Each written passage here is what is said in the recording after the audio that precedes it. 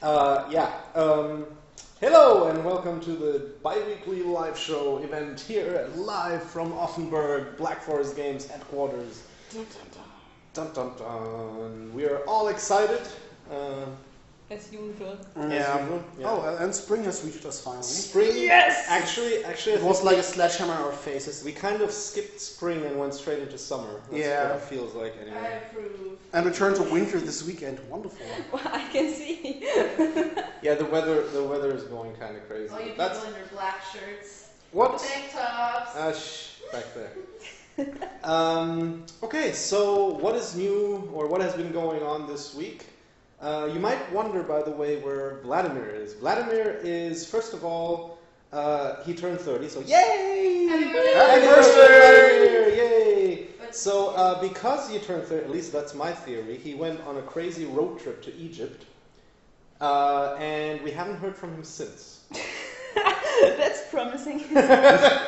No, that's actually not true. He did go on a road trip, taking some well-deserved time off.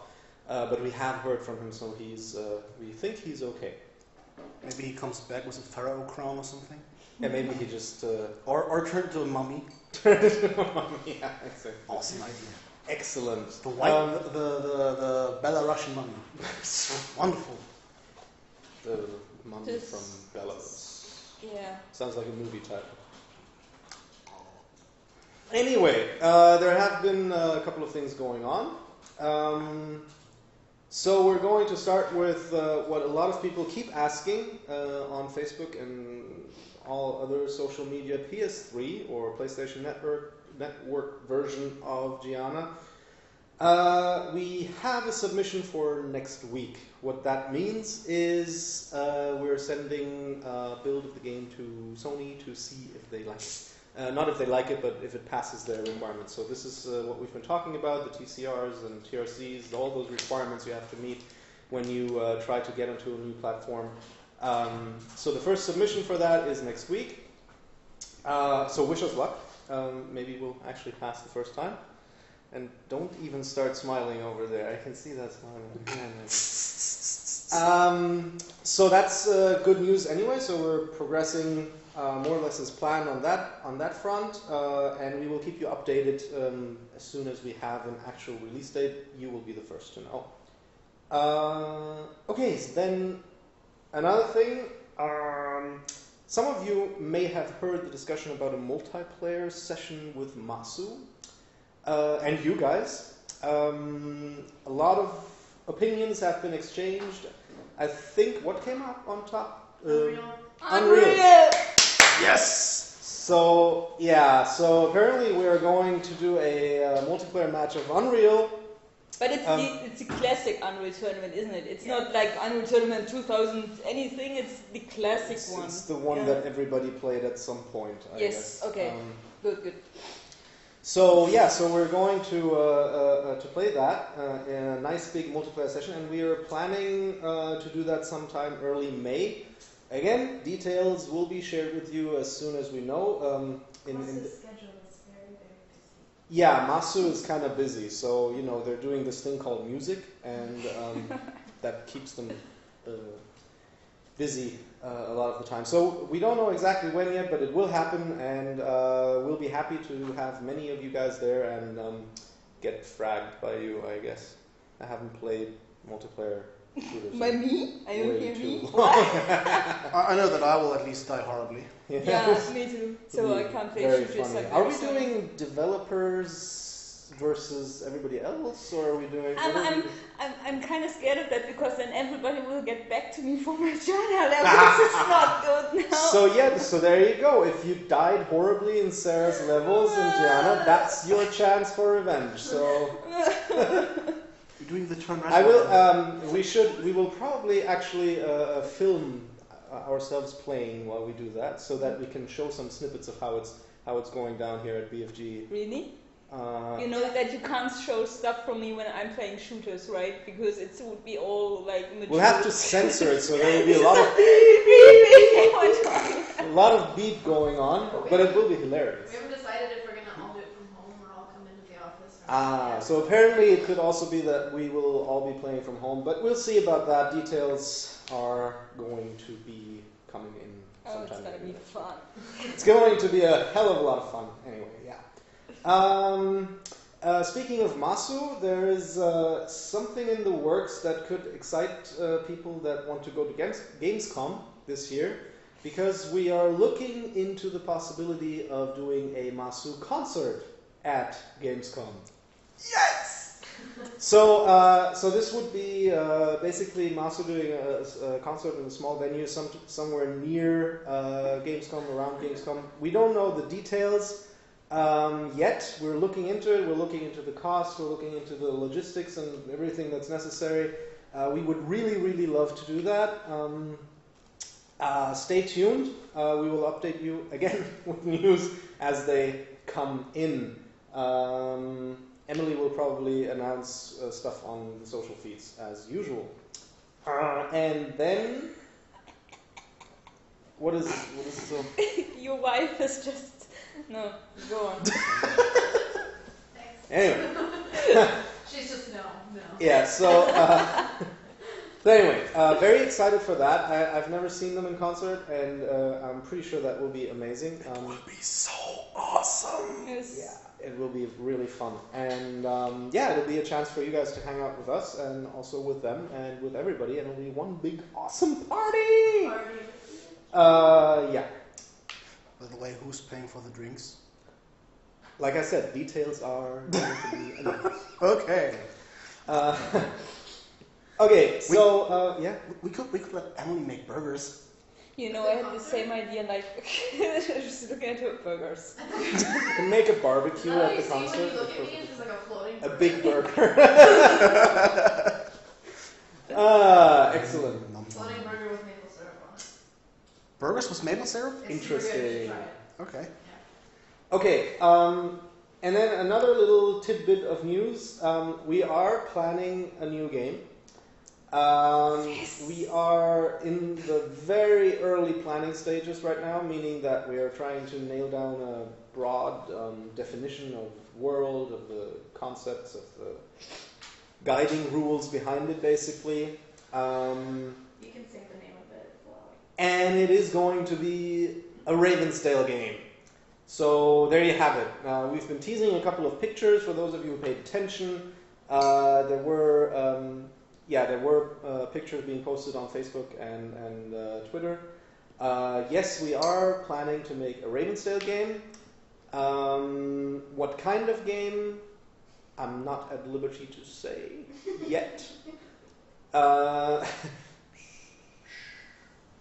But we will obviously, again, I keep saying that we'll keep you updated as things progress. And one important thing is that the idea would be to do another Kickstarter for this game.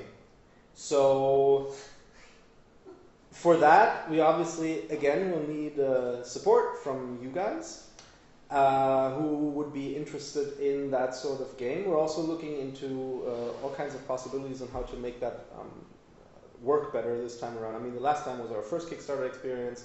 We've learned a lot. We will see to it that it's a much smoother experience this time around, with less ripping out of hairs on David's part. Poor David. Mm. Yeah. But yeah, so this is what basically what went on this week. So I shall hand over to Schmitty and Sarah. Question time. Question time. Don't we have a trailer for Schmitty's question time? No. No. Damn it. Why not? Why not? Maybe is uncomfortable with it. So force it on. Okay. Okay. Okay. Great. So, questions. So we had the first questions about the decline of gaming journalism and stuff around that. We're gonna shift that to our discussion later on in the show. So don't worry, we didn't forget your questions. We will just get into details later. So the first question I have for you, dear Schmitty, are you guys going to PAX? Not to PAX West, but we plan for next year maybe to show up at PAX East, depending on the running projects and how the Kickstarter for the next upcoming project will go. But we're gonna be at Gamescom.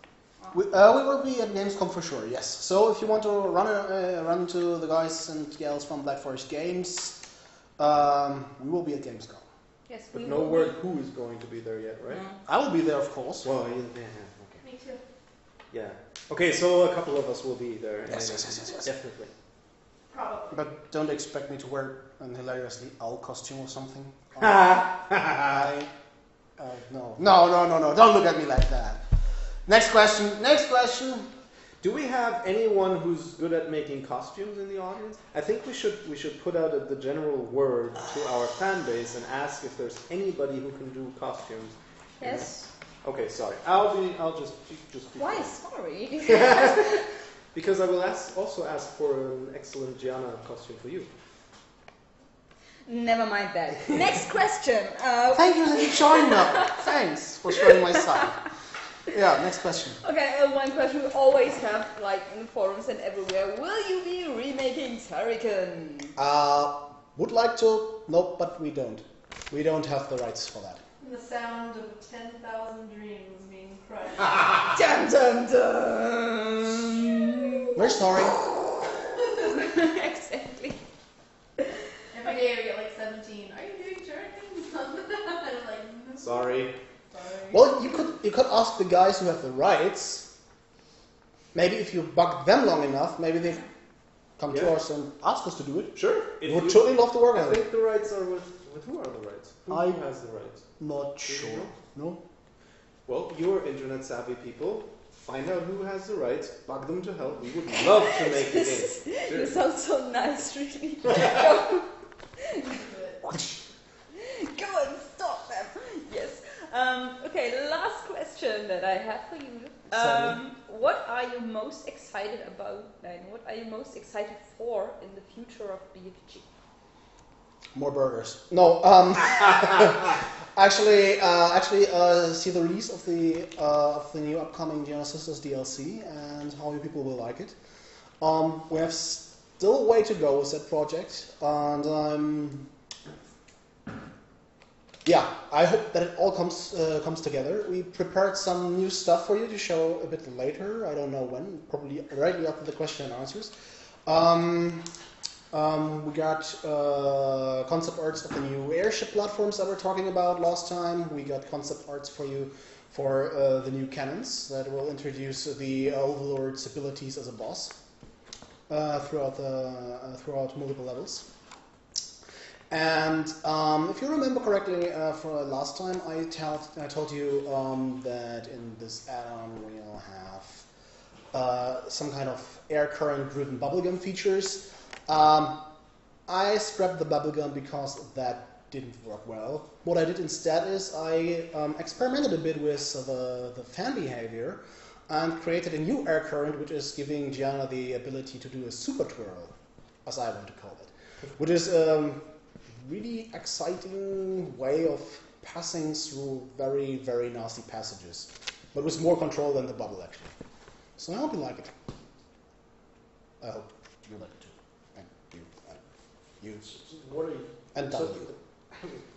So what are you most excited about? I'm just passing around the question.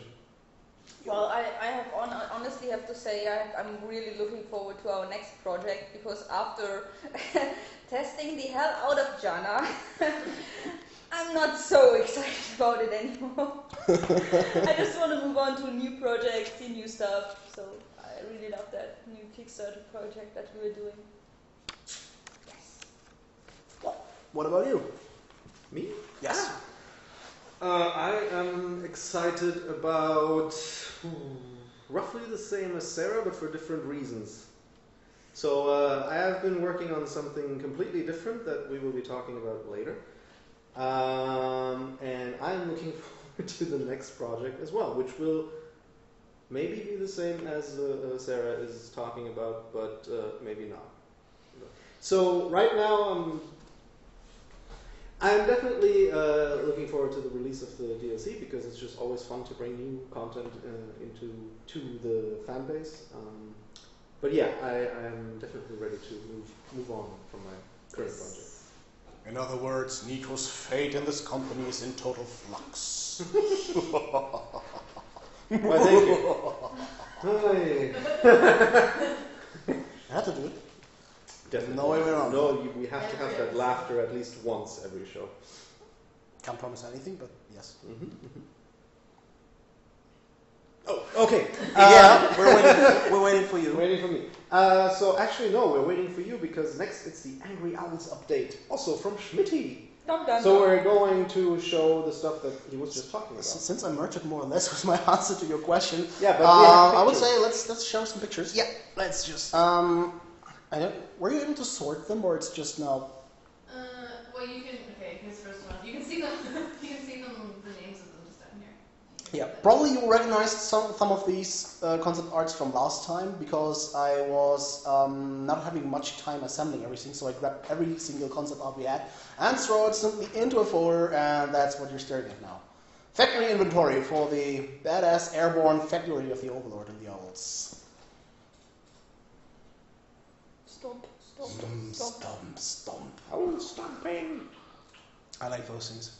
I really have to revert the factory level to put these as gameplay elements in there. I mean, it's just too tempting to have giant hammers that can smash you in the level. Always fun. Yes. Well, not if they hit you. Whoa. So yeah, this is my absolute favorite thing. I was completely crazy about that. We're annoying everyone in the company that was not working on other projects to get me this stuff done. These are the airships the Owls built to plan their massive invasion of the dream world. And I've seen already the 3D model in production, and I'm really excited about that thing. This is the About these coolest things. thing ever. Yeah. Really wanted me to make a game absolutely solely for that thing, actually. Yeah. So, basically, they're giant macro platforms looking like badass airships with several smaller platforms attached to it. I love them. I so have to rework my levels. More. It's so cool. So yeah, that's basically what I was working on the last 2 weeks. I was bugging people and doing for the other project Nico's talking later about stuff in addition. Yeah, we can talk about that in a moment. Yes, we can talk about this. Apparently, people want to hear. What? Oh, Chris's. I'm just doing it ahead of time because we're going to show them. It's just that you lag, but I don't, so I'm asking them now. Oh, I see. Continue. Are we done? Yeah. So can I jump to the next concept? I mean, Do we have more concepts? yes. Okay. Which, The cannons. The oh, cannons are right, new. that one wasn't loading properly for some weird. No, the cannons. So I will give it. Maybe next time we can show them. So just imagine that on top of these airships there are cannons attached. Try again. I just don't know what's up with it. No, it's like not doing it. It's not loading. Yeah, then it's okay. Okay. Anyway, Technical difficulties. No live show would be complete without them. yeah. Indeed, indeed. We can listen to the music now. Okay, let's listen to music. I think we'll listen to about 30 seconds of it. Do we hear it too? Which one are you choosing? Chris's Boss 3 Complete Master Late Order. Okay, that's okay. I just picked a random one. I would like the The different one? Yeah, let me come towards you. Oh, I'm sorry. Oh, hello.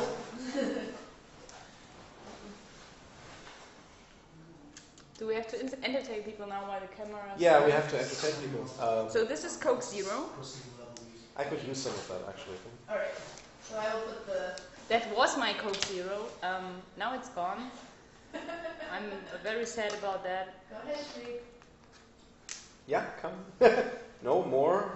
There's the hair. Oh my god. Okay, I'm gonna put it in. Ready? It's gonna play right away, so.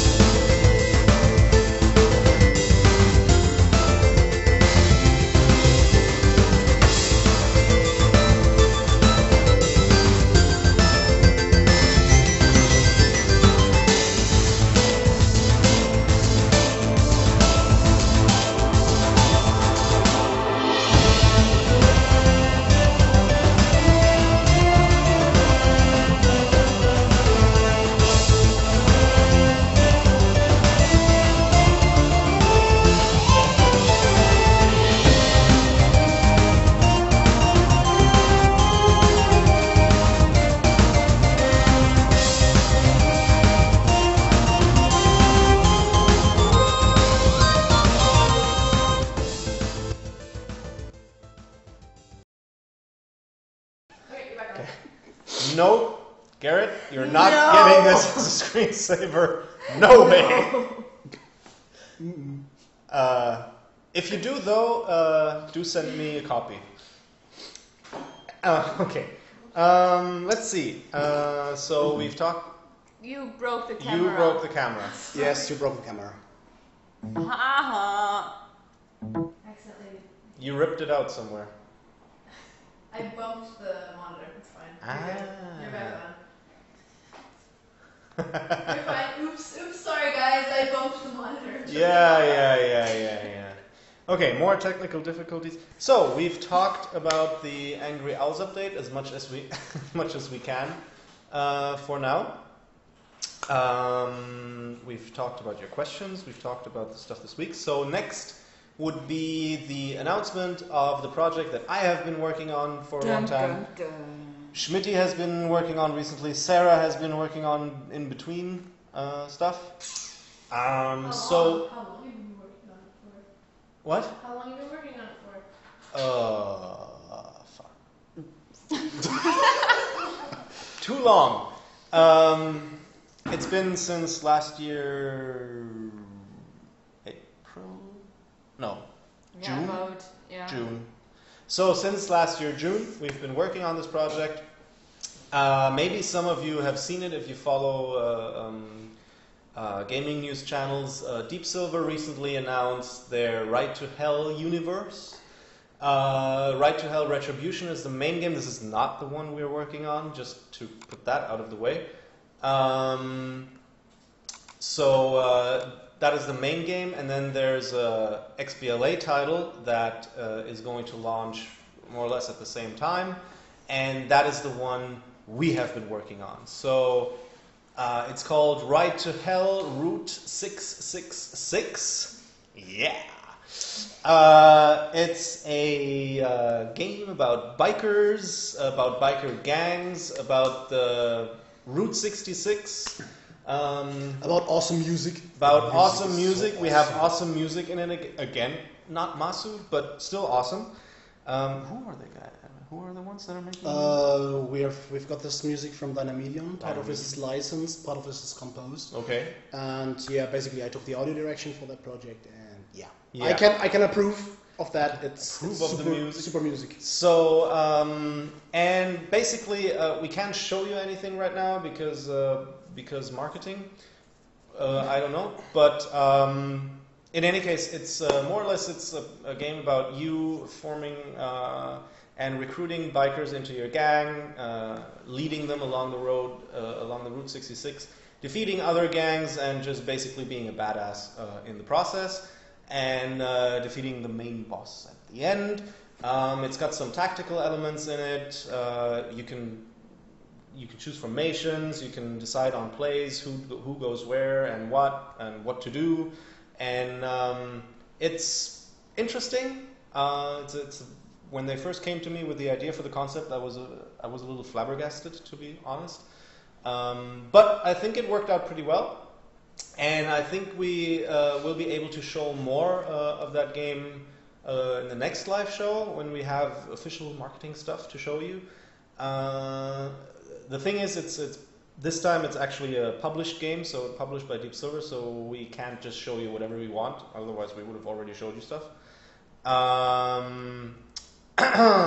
And yeah, so you can check out the website. I think no, wait, Emily linked the trailer. That's the announcement trailer for the main game. There are some news outlets that already posted the press release, and I think on Monday they will do a new press feed dump, whatever, where they show a bunch of new stuff about All 3. There's also a mobile game coming out, I think. Mobile? Yeah. Yeah, a mobile game coming out in the same universe, and that's not developed by us, but yeah, 3 games, same universe. Check it out if you like bikers and crazy, violent stuff. If you look at the trailer. And very, very cheesy dialogues. Don't forget. And very, very Don't forget the cheesy dialogues. Yeah, the dialogue. yeah. No, why your face is both turned right now? Yeah, I just remember the dialogue now, and I just remember about baby. Yeah. Yes. So basically, it's because it's over the top, crazy and cheesy. It was supposed to be that way, I swear. And in that regard, it really nails the thing down. Oh, yes. It's so cheesy, even I can't believe it. So that is the game that we've been working on for a while now, and it's going to launch in June, I believe, right? Producer lady? Yeah. Something like that. Yep. So stay tuned. Next time we'll have probably some materials for you to show here. Okay, so much for that. So now we have our discussion time. We have 2 topics. One was suggested by a fan, as usual, and the other one, I think... Oh yeah, the other one is the one that was removed from the question. That was a question and we went moved into the discussion. Yeah, so we'll start with the discussion topic from the forums, I believe, and that one is: isn't digital distribution erasing the physical purpose of art and creation and therefore its value, not market value? So I'll just read the explanation that the person who It's from Ben. okay, that Ben wrote up. Ben Kent, yes, Ben. Yes. Just 1 second. I saw the picture that because Ben couldn't finish his artwork for the fan art. but yeah. he posted the new one, and I just wanted to say it's awesome. I haven't seen it. I- Why haven't I Really, seen you it? haven't seen it? You have to see that. Ben, Oh my Ben, God. Ben, if you're listening to me, I want to make that Gianna spin-off. What is I it? want to do What it. is it? It's Like like you and I'll go find it. Just continue. Yeah, okay. I'll hopefully see it in a second. Anyway, to explain, at the beginning, in order to see a painting, you had to move yourself to the museum, or if not, had to go to the library, buy a book about the painting. Same goes for movies and games. You had to physically involve yourself to get to watch, play the game in question, or the movie. Since none of these actions are required anymore because of digital distribution, everything is accessible a mouse click away, in your chair or bed, mostly bed for Sarah. Won't people consider less and less the value of art and creation since it's easier to get it? A little like the object of love, the easier you can get it, the less desirable it becomes. Discuss. I have to say, No one can see it. Don't say anything. I have to say, so disagree. I guess I mostly disagree because I'm a freaking lazy person. Yes. So I don't go shopping anywhere in the city. I just hit the Amazon button because I can. And no, it's not. It's not for me personally. It's not decreasing the value of the item. For me, it's increasing the value of the item because I don't have to go out. Because I don't watch art in a museum or stuff. I watch it on DeviantArt because I can watch it at home from my PC, right? And no, I don't want to go outside. I'm sorry. So this is interesting because one of the things that I noticed when I was living in Canada is, or North America in general, is a lot more value is placed on convenience in all aspects of life, not just games, but everything. Like stores are open longer. Yes. You can just drive through Drive to the pharmacies, pharmacy. drive Drive to the through bank. bank, stuff that we in Germany really don't have, and it. In that aspect, I can understand what you're saying. If you want to get something and you want to get it from home, you want to have it more convenient. That's I understand that. But if you get a game just through digital distribution, I don't think it devalues the game or the enjoyment. I mean, in the end, games are supposed to be fun. And I know there's this discussion going on: is game art, Yes. or can games be art and whatnot? Personally, I don't think so. Art is, by its very definition, has no purpose actually. Serves no purpose apart from being pretty. Games serve the purpose of making you happy, us happy, the people who play. They're supposed to be fun. They're supposed to be engaging. So, in my eyes, it's not art. It's more of it's an entertainment medium, really. And entertainment, I think, does not decrease in value just because you can access it easier. But that's, I don't know. Yeah, that's... You go first, I already talked. Probably the game makers who make these artsy games would probably not agree with that. But it's not my opinion. I'm absolutely on your side here. I want to underline that. But in the end, the game is the art, right? It's not the art that you go like 2 kilometers to the next door to get the game. It's not art for me. The art of the game is to sit in front of your PC and enjoy it. That's the art. For me, basically, the art about games is the composition. If the composition of the whole game, if every element is working together, for me, that is art. But okay, maybe opinions differ here again. Yeah. But what I can sort of see is, I used, for example, when what game was that? I think it was actually World of Warcraft. Yeah. That's just as an example. World of Warcraft, when it first launched, I was at the midnight launch because I wanted to get my copy, right? Yeah. Anyway, I was at the midnight launch. They had this huge party, this event at, I think it was Saturn or Media Market, I don't know, one of those big retailers. They had, people came there in costumes and they were waiting in line and blah, blah. It was ridiculous in one way, but it was also an experience. And that was part of the experience of the game.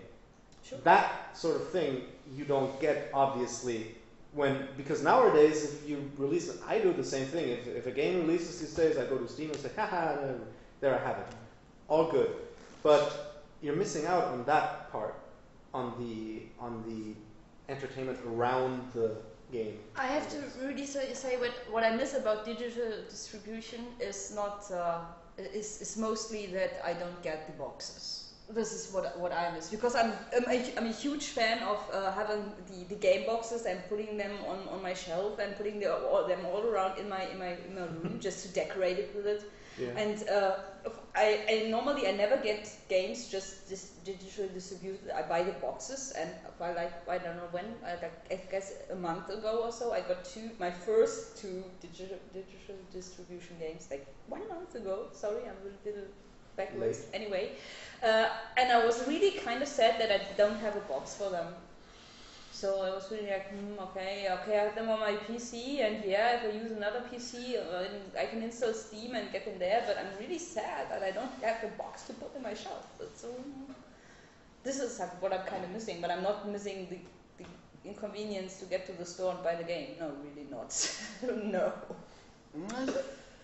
I definitely think I can relate to the experience thing. I mean, I was, when Burning Crusade was launched, same game, I was there at the midnight sales, and the atmosphere there was awesome, basically. It's a special case though, because most of the time that doesn't happen. Yeah, it's not sure, like every game has a launch event like that. I mean, apart from the big stuff, right? But I do think that in some cases, the experience surrounding on how you got the game and how you got to play the game is actually adding to the value, because that evening, that night where I was at that midnight launch, I won't forget so easily. Whereas if I had just downloaded the game, okay, I would remember the game, but not the same way. Yeah. But it's a small aspect. It's just a tiny little indulgence, basically. Midnight launch. Let me see. That's okay. What do we have there? I did for movies. 2 movies. Movies, yeah. I didn't do it at all. Star Wars Episode 1. And Sorry. Inglourious Basterds. That's a good one. Lord of the Rings 3. We had like this super special event that you could see all 3 movies and on one night, and all 3 in the extended cuts on launch, and it was like. I guess you were devastated afterwards because I was just dead, but it was worth it. I can imagine. Yeah. So I think, I mean, from a developer point of view, because we're developers and we're supposed to talk about development stuff, digital distribution for us, makes it possible for us to increase the value of the experience for you. Because in the end, I mean, right now it's still not quite there. Especially for the big games, you don't have the fact that it's digital distribution where you cut out all the boxes and all that sort of stuff. It's not quite there yet, but for us, for example, Gianna, for example, if we would have had to pay for all the stuff like boxing, all that kind of stuff, we would have had much less to put into the actual game. So in that regard, digital distribution contributes to the experience and to the worth, in the end, the worth for you guys, because we can focus more on what is important, namely making the game experience really great, and less on, you know, marketing. And well, marketing is simple, but the retail chain basically. Yeah, and it's much easier to develop it back to. I just saw this now because of the testing stuff we have to do for the consoles. Because if they have like a super long list of test cases that you have to do, and the list really shrinks if you just have digital distribution and no boxing. Yeah. So when we are currently 2 people testing on the console versions, and we had to do all the test cases for the boxed versions. Just not possible. Mm-hmm. Go crazy. And since we don't have to do that, it's much easier just to get it out and not have to wait like 3 months longer till we have tested all the stuff. With box versions, we would need a much larger QA department. Yes. Mm. So there you go. So from our point of view, the lack of digital, the movement to digital is actually a very good thing. What's a test case for a box version? For example, what happens if you remove the CD while playing? Then just special things have to happen, and yeah, we have to test this like in every level, while every loading screen, while ending every level on every screen that you can see in the game and stuff like that. Yeah. So yeah, in essence, everything you can think of that could ever be done with the game in any sort of way, we have to test. Yes. Pretty much. Yes. And of course, as soon as you involve a physical medium, there's lots more to test. Simple as that. Okay, so I think it's time for the second discussion topic. So the one that we changed from from a question into a discussion topic. This one is from I don't know who. What do you guys think about the decline of gaming journalism? Do you disagree that it has declined? How do you feel about gaming journalism in general? Interesting. Yeah, that's a good one. Gaming journalism.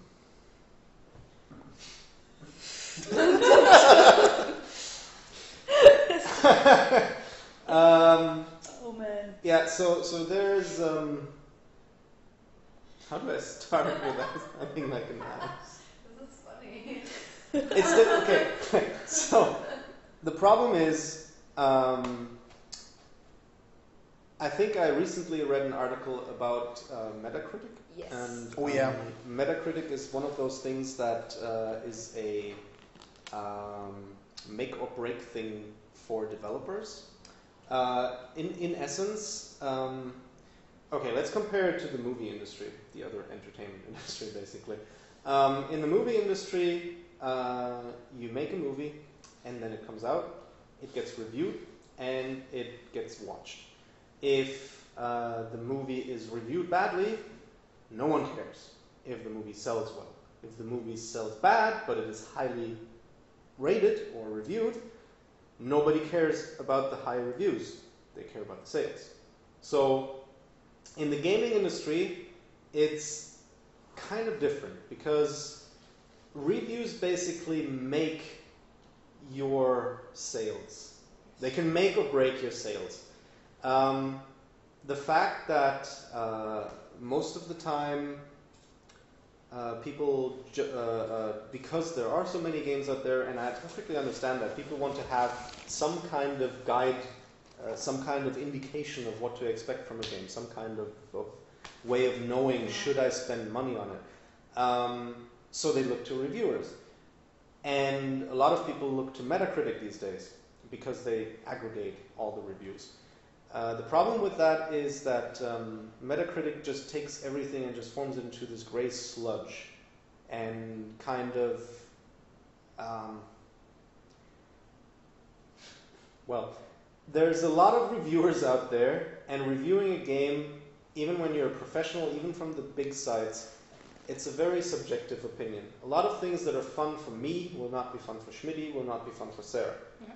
A lot of things that I hate, well, I don't know about a lot, but things I hate, these two may like. And if the three of us review one game, we may come up with completely different scores. Of course, there's people who say we can do this objectively, and objectively the game is this or that, the level design is broken, or blah, blah, blah. Yeah, sure, there are a couple of elements that can be judged objectively, but can you judge a whole gaming experience objectively? I don't know. What do you think? Well, I not so much look at Metacritic's good. I look at Metacritic's for the first glance, but mostly if I want to get an opinion of a game, I have not much enough information to. I exclusively look at the game critics that tick like me, basically. So that like what I like, that hate what I hate, basically. And that's just where I, for example, get my opinion from. Yeah, I don't know. I guess most people out there are not doing it that way. I think it's easier to just click Metacritic, punch in the name of the game, and look, oh god, it's yellow, I don't want to buy it anymore. And yeah, this can ruin a game. Entirely. Sadly. I don't look at reviews, to be honest. Even after I played the game, I think. Mostly, I really don't. I just, if I see a trailer I like, when it catches me, then I just buy the game and try it out. That's how I do this with movies, actually. I don't know. Well, because I have a really weird taste, I think. It's because some games might be actually totally fun, and I just, no, it's not for me. But yeah, well, I have colleagues that often talk about games. And yeah, like you said, I should play Mass Effect. Okay, I didn't do that, but then you got me the game and I played it. I will test Bioshock 2. So don't expect me to buy it this time. No. I don't have money right now. Don't worry. But yeah, this is. But I normally don't like. I don't go after scores or something. So I played there now for research. Nice games. I don't even know what score they have. Fine. Yeah, the thing is that, again, from a developer point of view, reviews are kind of what make or break us. Yeah, you can see this with Gianna with the Xbox version. And the like, Metacritic. Yeah. If you follow Gianna, the Xbox Gianna on Metacritic, it's gone down quite a bit. Which is funny because some of our guys are keeping track of all the reviews that are published on the net, and I think based on that average we have about 78 or 80 actually. 80, yeah. 80. And on Metacritic we have 66, which is funny because Metacritic selectively picks who they put into their aggregation pool. So it's kind of frustrating for us, and the reason why it's frustrating is because, well, kind of our lives depend on it. Yeah.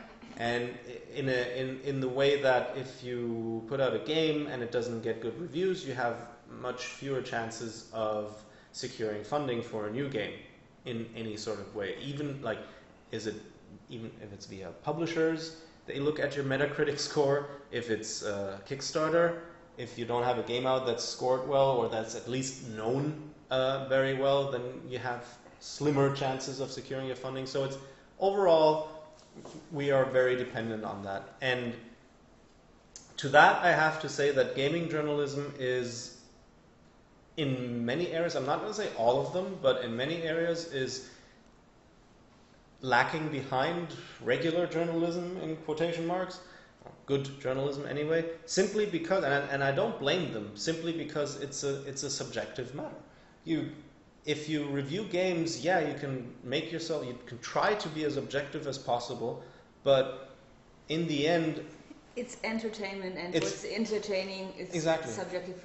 It's not like you don't go there and test like the quality of, I don't know, PCs. Yes, you don't have a list there, and you can say, okay, this works, this works, this works, this is good, this runs with this speed and stuff like that.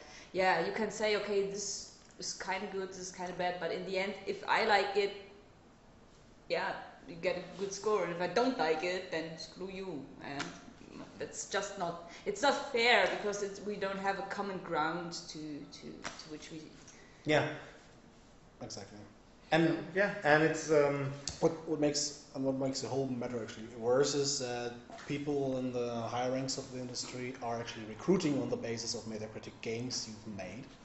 I've seen that. I was just for fun browsing through several job pages slightly, and you can really see that there are people sitting there and want to have only people that have released 3 games with 85 Metacritic score and higher.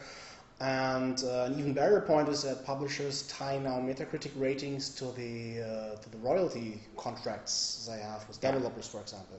So if you score a 90 and we expect you to score a 90, we give you $200,000 extra. no, actually a published case again from that article about Metacritic was that Obsidian, when they were doing Fallout New Vegas. They had in their contract basically was saying if you get 85 or higher, you get an additional, what was it, 1 million or something like that. It was like $40,000 per person that would have worked. Yeah, exactly. And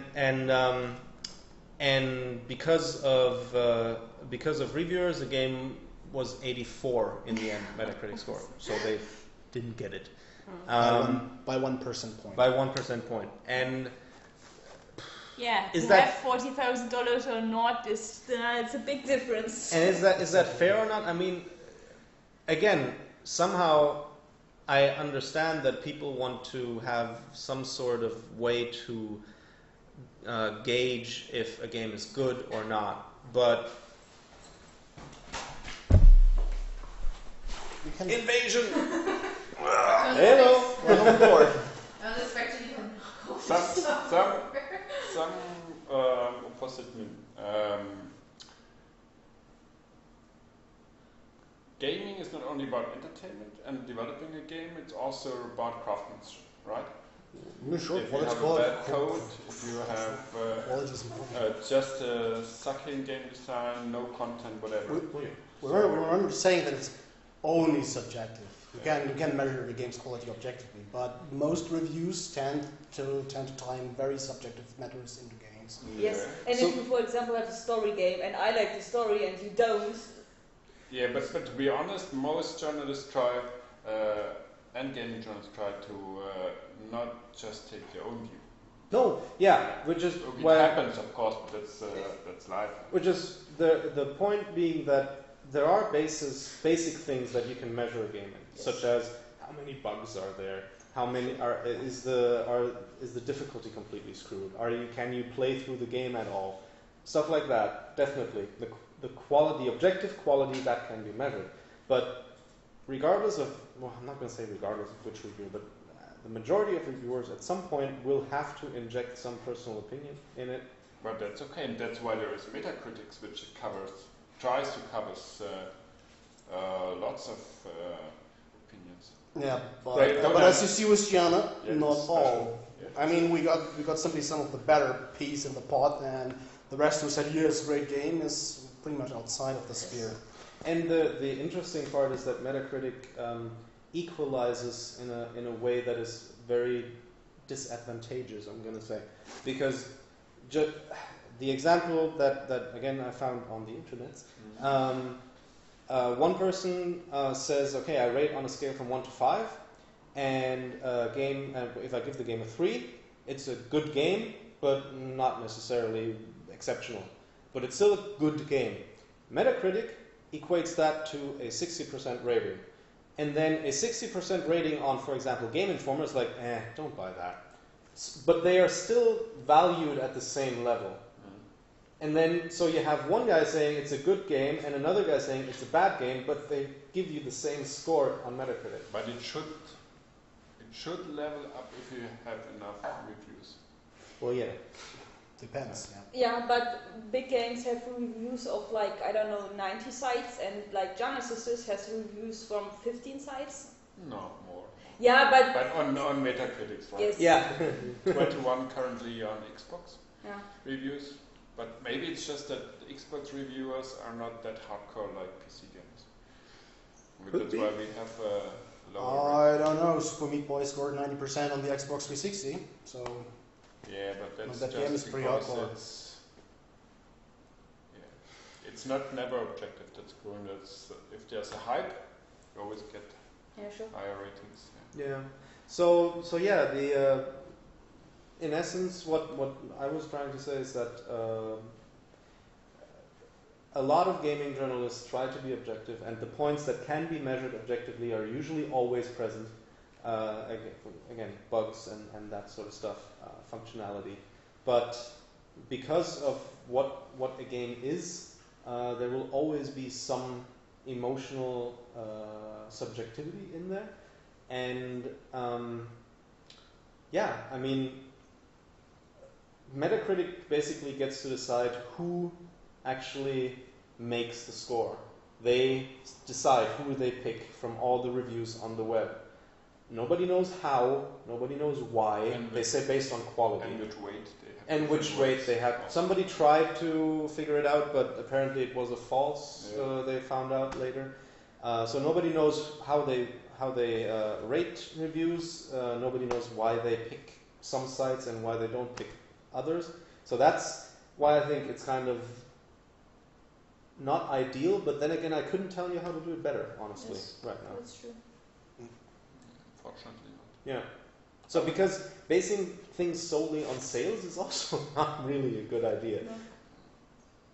I think Dust Force, for example, they recently released their sales numbers, and they were very happy with it. I think they sold how many copies?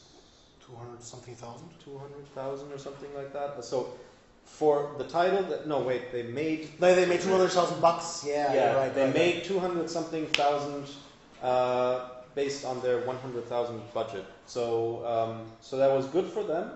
But you know, for big publishers selling 100 or 200,000, 100 or 50,000 copies is like, who cares?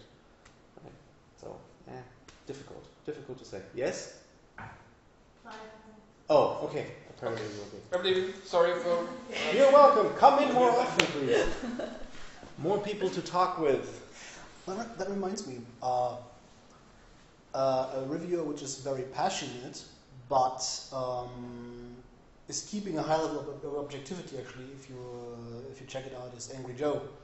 Have you seen his Devil May Cry review? That was No, not the Devil May Cry one. No. yeah. He reviewed the new Devil May Cry on his page, Angry Joe, and he hates the new Dante. He hates what they did with the lineage. Well, it was a legacy of the series. Yeah. So you have him there for 50% of the show, ranting about the game, and you think, oh god, this would be a horrible score. And then he switches back into professional mode and says, okay, this is the stuff which I liked about the game. Very clean combat design, very great gameplay, awesome level design and stuff, and was redissecting the whole thing and breaking it down. And in the end, the game got a 7 out of 10 or an 8 out of 10 from him, something like that. So yeah. In the end, one of the ways you can tell that it's really difficult to objectively rate a game is that if you look at some sites, and even if you just look at, well, not just, but if you look at Giannis' review, you look at one site reviewing the game and it tells you plus, challenging difficulty, great level design, negative, annoying music. I've seen that actually, I don't know. And then the next review will tell you great music, great artwork, and then on the negative points, bad level design and too hard. Yes.